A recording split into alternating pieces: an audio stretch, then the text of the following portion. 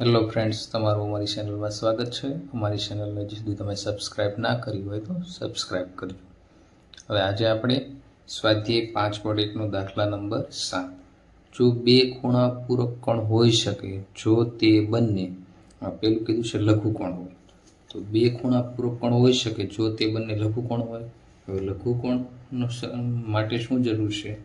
લઘુકોણ તો જે ખૂણાનું માપ 90 કરતાં કેવું હશે? 90 કરતાં નાનું હોય। 90 કરતાં કેવું હોય? નાનું હોય। એને આપણે શું કહીશું? લઘુકોણ કહીશું। હવે આપણે પૂરક કોણ બનાવવાનો છે તો એ ખૂણાનો સરવાળો કેટલો થવો જોઈએ? 180। પરંતુ અહીંયા બંને ખૂણા 90 કરતાં નાના હોય તો સરવાળો 180 થશે નહીં। તો આપણે શું લખશું?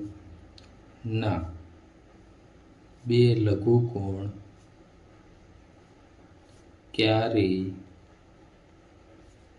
પૂરક કોણ ન હોઈ શકે। પૂરક કોણ ન હોઈ શકે। બીજું શું કીધું છે? ગુરુકોણ હોય। તો એના માટે આપણે શું લખશું? બીજું કીધું છે ગુરુકોણ હોય। હવે ગુરુકોણની શરત શું છે? તો જે ખૂણાનો સરવાળો કેટલો થવો જોઈએ? 180 હોય, અથવા 180 થાય, અથવા શું થાય?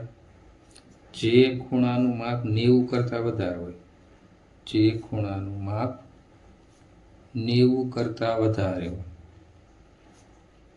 આ સમજૂતી માટે છે। જવાબ તો આપણો ખાલી એક જ લાઈનમાં લખવાનો। હવે શું? 90 કરતાં વધારે હોય તો સરવાળો 180 કરતાં વધી જાય। હવે પૂરક કોણની શરત શું છે? સરવાળો 180 થવો જોઈએ। તો આપણે શું લખશું? ના, બે ગુરુકોણ ક્યારેય પૂરક કોણ ના હોઈ શકે। પૂરક કોણ ના હોઈ શકે। ત્યાર પછી ત્રીજું શું છે? કાટકોણ। હવે કાટકોણ હોય। હવે કાટકોણ માટેની શરત શું છે? તો જે ખૂણાનું માપ 90 અંશ હોય તેને આપણે શું કહીશું? કાટકોણ કહેવાય। હવે 90 અંશ હોય તો બે ખૂણા 90 વત્તા 90 એટલે શું થઈ જાય? 180। તો પૂરક કોણની જોડ બની જાય, કેમ કે પૂરક કોણ માટે શરત છે બે ખૂણાનો સરવાળો શું થવો જોઈએ? 180। તો આપણે લખશું હા, બે કાટકોણ અથવા એક કાટકોણ એ પૂરક કોણ હોઈ શકે। હવે પ્રશ્ન નંબર 8, એમાં શું કીધું છે?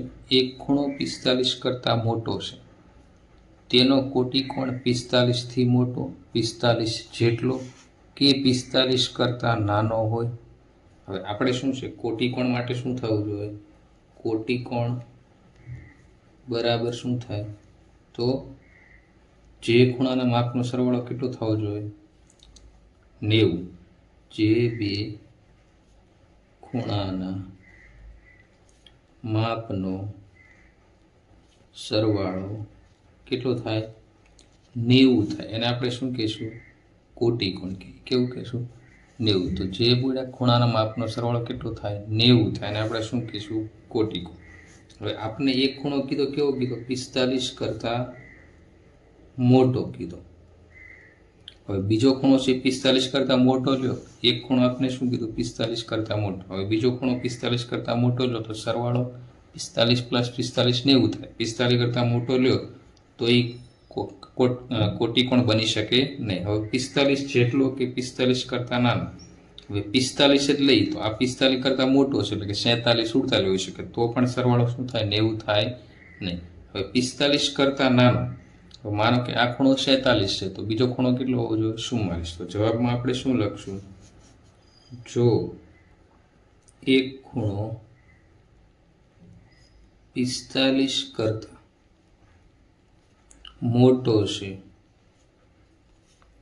તો તેનો કોટિકોણ કેવો હોવો જોઈએ? તો તેનો કોટિકોણ 45 કરતાં નાનો હોવો જોઈએ. કેવો હોવો જોઈએ? નાનો હોય. તો બીજો ખૂણો કેવો હોય? 45 કરતાં કેવો હોય? નાનો હોય.